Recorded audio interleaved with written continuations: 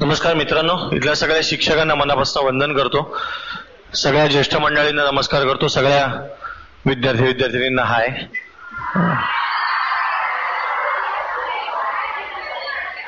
आणि आजच्या थोडं वाढत आहे. हॅलो. आणि आजच्या प्रसंगी मुळात मला येता आलं फार छान वाटलं, कारण मला नेहमी असं वाटतं की आपली भेट किती वेळा होते याच्यापेक्षा कशी होते याला फार महत्व आहे. आणि माझी आणि प्रसादची भेट इतकी छान झाली होती की ती माझ्या आयुष्यभर लक्षात राहील. म्हणजे आज मी इथे आलो नसतो तरी मी अनेकदा त्याच्याविषयी बोलतो अनेक लोकांशी बोलताना. कारण मला असं वाटतं की आपण इतक्या छोट्या छोट्या अडचणींना दुःख म्हणतो. आपल्याला कळतच नाही अडचणी म्हणजे काय आणि दुःख म्हणजे काय. आपण बहुतेक वेळेला अगदी बारीक बारीक गोष्टी असतात आणि त्यालाच आपण मला फार दुःख आहेत रे, मला फार प्रॉब्लेम आहेत म्हणतो. आणि मी दरवेळेला अशा सगळ्यांना उदाहरण देताना प्रसादचं नाव घेतो, कारण मी त्याला कधीच दुर्मुखलेला बघितलं नाही. जे 4 वेळा आम्ही भेटलो त्याच्या चेहऱ्यावर इतकी प्रसन्नता होती की परमेश्वर अशी लोक फार कमी निर्माण करतो. आत्ता मला फार वेगळा विचार डोक्यामध्ये आला. सगळ्यात छोट्या मुलांसाठी हे मी सांगतोय, कदाचित तुम्हाला हा विचार जड वाटेल, वाक्य लक्षात ठेवा, पुढे जाऊन कळेल. कधी कधी विचार समजत नाहीत, वाक्य तर लक्षात राहतात ना. तर वाक्य लक्षात ठेवा की आई वडील आपल्यासाठी किती करतात बघा. मुलगा असतो तोपर्यंत तर करतातच, पण आत्ताही ते तितक्याच प्रेमाने त्यांच्या मुलासाठी करतायत. मुलांनी पण आई वडिलांसाठी, आई वडील असताना आणि आई वडील गेल्यावर पण त्यांचं नाव असं जपायला हवं, जे अलीकडे खूप कमी व्हायला लागलंय. तर हे सगळ्यांनी तुम्ही लक्षात ठेवा की आपण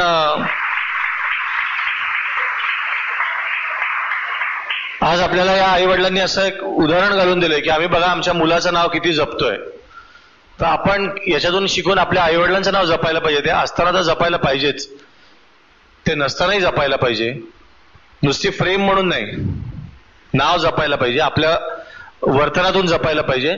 तर त्यांना कुठेतरी आनंद होईल, जो आनंद आता प्रसादला होत असेल. माझा या गोष्टीवर खूप विश्वास आहे की व्यक्ती दिसत नाहीत पण व्यक्ती असतात. आणि प्रत्येक गोष्ट जी हाताला लागते तेवढीच असते असं नाही. काही काही लोक आपल्या आसपास दिसतात पण तरी ती नसल्यासारखीच असतात. इतकी गुळगुळीत जगतात लोक, हो की नाही, न हसता. अशी किती लोक आपण बघतो की नाही, चेहऱ्यावर कधी हसू नसतं, काही उत्साहाने करत नाहीत, एक दिवस ढकलतात.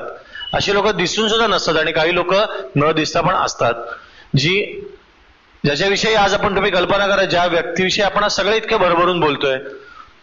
इतक्या कमी वर्षात इतकं जास्त कमावणं ही फार महत्वाची आणि मोठी गोष्ट आहे. आपल्याला साधी गोष्ट, आपण शाळेतनं पासआउट झाल्यावर पण आपल्याविषयी नंतर अनेक वर्ष शिक्षकांनी बोलायला पाहिजे.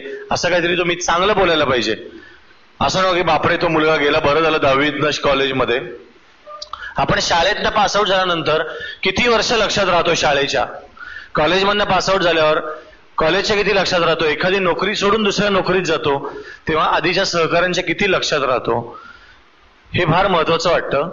आज एखादी व्यक्ती आपल्यातनं पासआउट होऊन जरा पुढे गेलेली असते पण ती आपल्या इतकी लक्षात राहते, हे मला या ठिकाणी महत्वाचं वाटतं. त्यामुळे मी आत्ता पण या क्षणाला, केवळ मी वयाने मोठा आहे म्हणून प्रसादला पुन्हा एकदा आशीर्वाद देतो की तो असाच हसत राहू. कारण अशी हसणारी लोकच करोडो दुर्मुखलेल्या चेहऱ्यांवर परत हसू आणत असतात.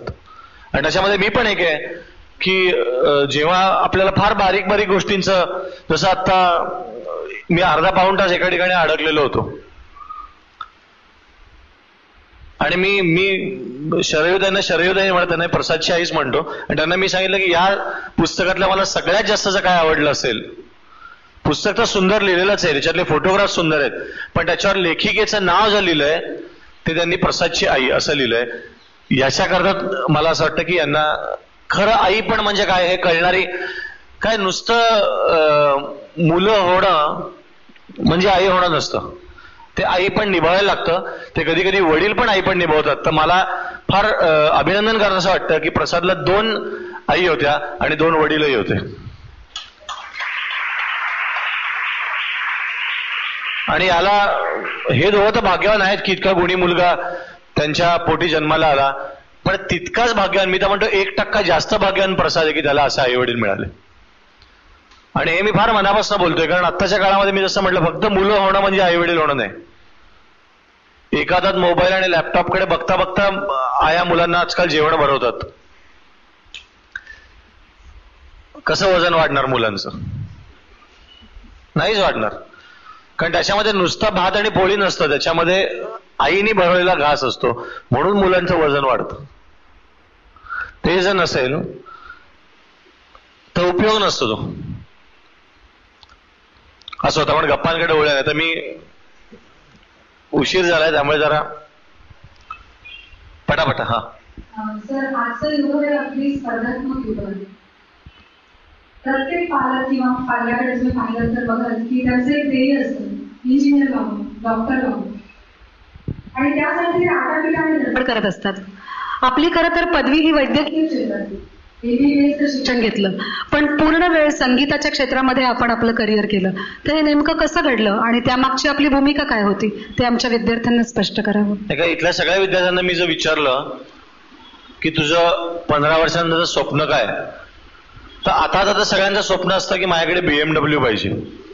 कशी माहिती नाही, कुठल्या मार्गाने मिळेल माहिती नाही, मला डॉक्टर व्हायचंय का माहिती नाही, मला इंजिनियर व्हायचंय का नक्की माहिती नाही, मला कलाकार व्हायचंय का चालेल, टीव्हीवर दिसतं सह्या बिया घेतात लोक, म्हणून कलाकार व्हायचं असतं का, कारण माझ्या सह्या घेतात. याची मला फार भीती वाटते अलीकडे, की स्वप्न काय असतं की मला श्रीमंत व्हायचंय. डॉक्टर अनिल अवचट फार सुंदर बोलले मधली सुट्टीमध्ये, की ते म्हटले की अलीकडे लोक मुलांना मोठा माणूस करायला बघतात, चांगला माणूस करायला बघत नाही कोणी. फार महत्वाचं वाक्य आहे. तर मला फार सुदैवाने माझ्या आईनी, कारण माझे वडील फार लहानपणी गेले, मी 5-5.5 वर्षाचा असताना, माझ्या आईने हा प्रयत्न केला आणि आज पण आई हाच प्रयत्न करते की आपला मुलगा, आपल्या मुलाकडे मर्सिडीज नसेल तरी चालेल, पण आपला मुलगा चांगला माणूस व्हायला पाहिजे. आणि याच्यामुळे हा प्रयत्न माझ्या आईने माझ्याविषयी केला. आणि मला असं वाटतं की आपण इथे पालक पण बरेच आहेत, शिक्षक पण आहेत आणि विद्यार्थी पण आहेत. पालकांनी आपल्याला खूप शेतीवाडी, बंगला, गाड्या असं वारशामध्ये दिलं नाही तरी चालतं, पण चांगली अभिरुची द्यायला पाहिजे. म्हणजे तुम्हाला कळायला तर पाहिजे की काय म्हणजे चांगलं, हो नाही. या कुठल्या गाण्याला चांगलं म्हणायचं, कुठल्या कवितेला चांगलं म्हणायचं, हे जर तुम्हाला सांगितलं नाही आई वडिलांनी, तर मग तुम्हाला तेरा तेरा तेरा सुरूर पण गाणं चांगलं वाटतं. आणि मग तुम्हाला काय वाटतं की हेच भारी गाणं आहे, मग तुम्ही तुमच्या मुलांना काय सांगणार की हेच भारी गाणं आहे, मग तुमची मुलं अजून वाईट ऐकणार. असं करत हळूहळू पिढ्या अजून घाणेरडं वाचत जातील, घाणेरडं ऐकत जातील.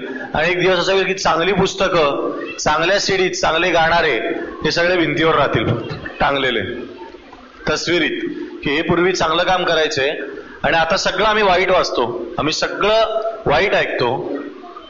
पुढच्या पिढीला काय द्यायला पाहिजे? चांगली अभिरुची द्यायला पाहिजे ना. जन्माला आल्यावर मर्सिडीज नसेल दारात तर चालतं, पण जन्माला आल्यावर पु ल देशपांडेंची पुस्तकं घरामध्ये पाहिजेत असं मला वाटतं.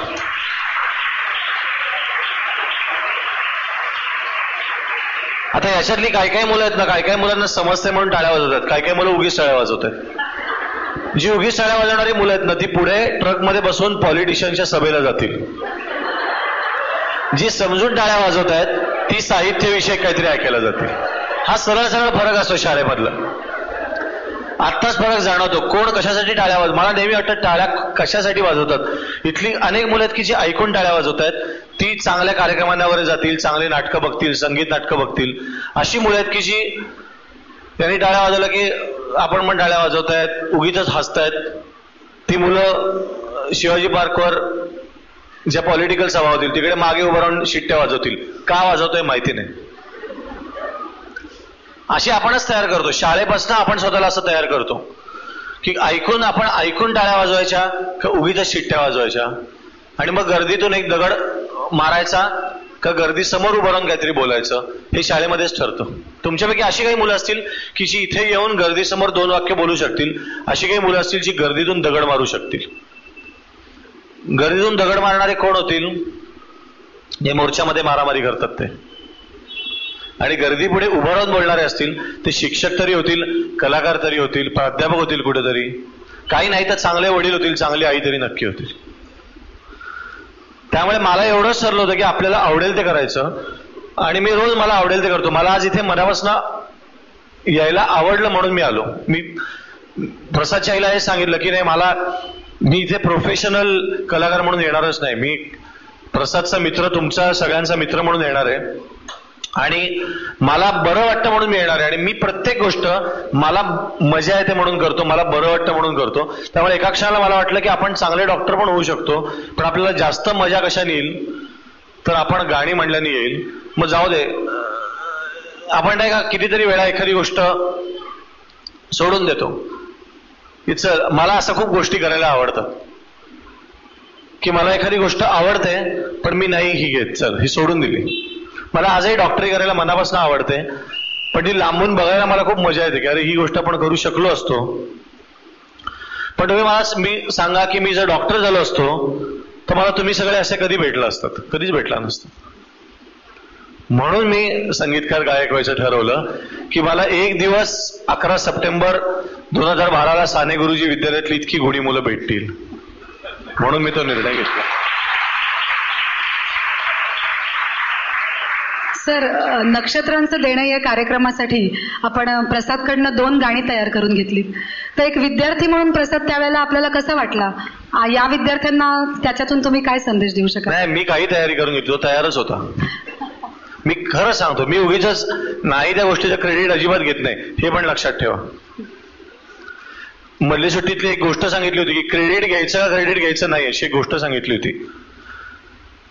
तर जी गोष्ट आपण केली नाही ती गोष्ट आपण केली असं म्हणायला पण शिंग येतात, अदृश्य. मला नेहमी वाटतं की आपल्याला दिसत नाहीत राक्षस, पण असे जे दुसऱ्याचं श्रेय घेणारे, दुसऱ्याला मिळालं म्हणून त्रास होणारे अशी लोक असतात ना, त्यांना अदृश्य शिंग आलेली असतात ऑलरेडी. ते राक्षसासारखे दिसतात. ते स्वतःला रात्री आरशात बघितल्यावर नक्की राक्षसासारखे दिसत असतील, आपल्याला दिसत नसतील. पण मला खात्री आहे की ते जेव्हा रात्री एकट्या आरशात बघतात ना, त्यांना स्वतःला शिंग, मोठे सुळे, लाल डोळे असा स्वतःचा चेहरा दिसत असेल. सांगायचा मुद्दा, मी प्रसादकडनं काही तयारी करून घेतली, तो उत्तमच गायचा. गिफ्टेड सुरेल लोक असतात तसा तो गिफ्टेड सुरेल होतो, एकदम सुरात गायचा. म्हणजे मला अजून आठवतं त्यांनी ती कोणास ठाऊक कसा, त्याच्यानंतर आम्ही सगळेजण क्या बात आहे अशी दाद. कारण मी कसं आहे, मी गाण्याच्या बाबतीत खोटं बोलूच शकत नाही. म्हणजे केवळ तो प्रसाद होता म्हणून मी त्याला दाद दिलेली नव्हती. तो एक नॉर्मल ठणठणीत मुलगा असता तरी मी हेच म्हटलं असतं की तो उत्तम गातो. हे फार महत्वाचं आहे प्रसादच्या बाबतीत, की त्याचं कला ही त्याच्या बाकीच्या व्यक्तिमत्वाशी रिलेटेड आहे म्हणून त्याचं कौतुक नव्हतं. तो कलाकार म्हणून चांगलाच होता. तो नॉर्मल सगळ्यांसारखा मुलगा असता तरी तो कलाकार म्हणून वरच गेला असता, हे 100%. कारण तो चांगलाच गायचा. त्यामुळे मी काही तयारी करून, फक्त तो अनुभव फार सुंदर होता.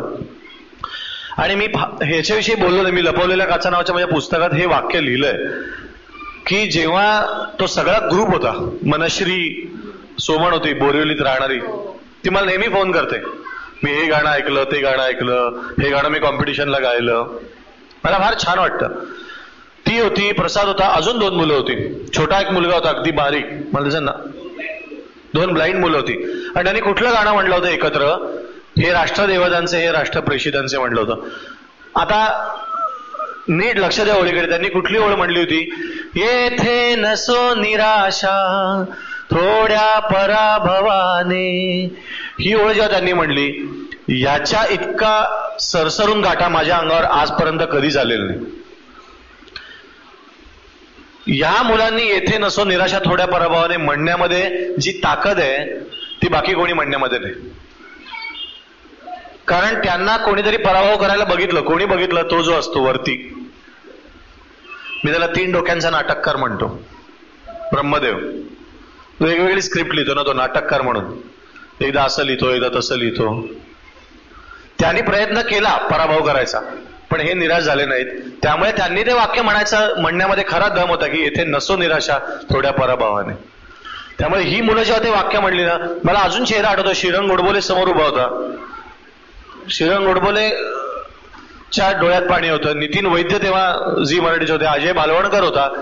सगळ्यांच्या डोळ्यामध्ये एका वाक्यापूर्वी सगळेजण एकदम प्रसन्न चेहऱ्याने कार्यक्रम बघत होते आणि त्या एका ओळीनंतर सगळ्यांच्या डोळ्यात पाणी होतं. आजही आम्ही जेव्हा भेटतो, अजय बालवणकर तर फार मोठ्या पोस्टवर आहे, आम्ही आजही जेव्हा भेटतो तेव्हा या वाक्याची आठवण करतो. कधी 2 वर्षांनी एकदा भेट होते, पण हा प्रसंगाचा की तो कार्यक्रम आणि ते वाक्य आणि तेव्हा आपली झालेली रिॲक्शन. तर मला काय वाटतं, तुम्ही सगळी मुलं मोठे, पण मला असं वाटतं की संवेदनशीलता म्हणजे काय? सिरियल बघताना रडणं म्हणजे संवेदनशीलता नाही, तो भाबडेपणा म्हणतो, बावळटपणाच म्हणूया आपण. बावळटपणाकडे झुकणारा भाबडेपणा असतो सिरियल बघताना रडणं. कारण आपण लगेच त्याच्यानंतरच्या कॉमेडी सिरियलला परत हसतो टाळ्या वाजवत, परत पुढच्या सिरियलला परत रडतो.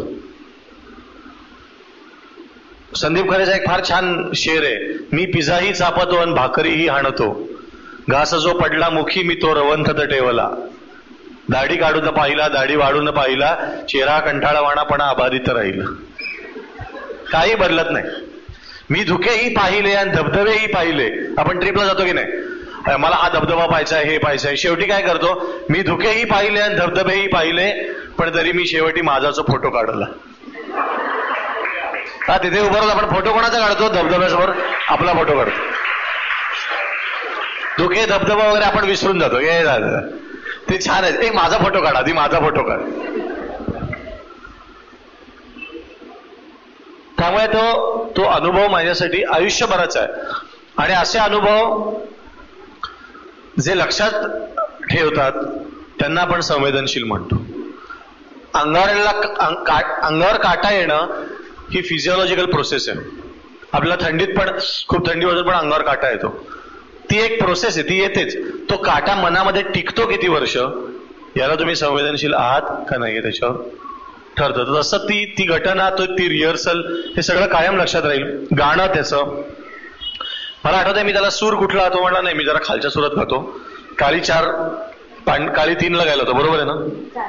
काळी 4 ला गायला होता. बघ ही घटना किती कधीची माहितीये? 2005 2005 मध्ये प्रसाद कुठल्या स्केलमध्ये गायला होता हे जर माझ्या लक्षात राहत असेल तर मी त्या घटनेवर फार मनापासून प्रेम केलंय, त्या व्यक्तीवर फार मनापासून प्रेम केलंय आणि हे मी आयुष्यभर करत राहीन. त्याचं कारण तेवढी इन्व्हॉल्वमेंट असायला लागते. मला नेहमी वाटतं की 100% जगावं. आताही छोट्या मुलांना, सगळ्या मुलींना सांगतो की काय होतं, आपण वर्गात शिकत असताना आपलं लक्ष फुलीगोळा खेळण्यात असतं. अनेकदा आपण खेळायला बसतो तेव्हा आपलं लक्ष अभ्यास झाला नाही याच्याकडे असतं. आपण गाणं म्हणायला बसतो तेव्हा आपलं लक्ष असतं की आपल्या मैत्रिणी एकत्र जमल्यात. मैत्रिणी एकत्र जमतात तेव्हा आपलं लक्ष असतं की घरी आई वाट बघते. आपण कुठेच नसतो नक्की, हो की नाही? भोगताना योग स्मरला योगताना भोगरे, कृष्णही न झेपला माझा रामही न झेपला. काहीच आपण नक्की कुठेच नसतो, इकडेही नसतो तिकडेही नसतो. तर तुम्ही जे काही कराल ना, मारामाऱ्या करा, पण मनापासून त्या क्षणाला थोबाडीत तरी मनापासून मारा. आपण तेव्हाही घाबरत थोबाडीत मारतो की हा कोणाचा मुलगा असेल, उद्या हा पोरं घेऊन आलोय आपल्या मारायला. काहीतरी तर मनापासून करा, माझं म्हणणं आहे. नुसतीच जिंदाबाद मुर्दाबाद देताना आपण कोणासाठी जिंदाबाद म्हणतो आणि कोणासाठी मुर्दाबाद म्हणतोय हे पण न कळता ते म्हणू नका. काहीतरी मनापासून करा. अभ्यास करा, आता अभ्यास करा. सगळी जण अभ्यासात पहिली येऊ शकत नाहीत, बरोबर आहे? काही जण सुंदर गणपतीची मूर्ती बनवू शकतात, काही जण सुंदर गाणं म्हणू शकतात, सुंदर गोष्ट सांगू शकतात. प्रत्येक माणसाला काहीतरी चांगलं येतं, आपण ते ओळखायला पाहिजे. ते प्रसादने ओळखलं होतं की त्याला काय काय छान येतं, म्हणून त्या रिहर्सलला मजा आली.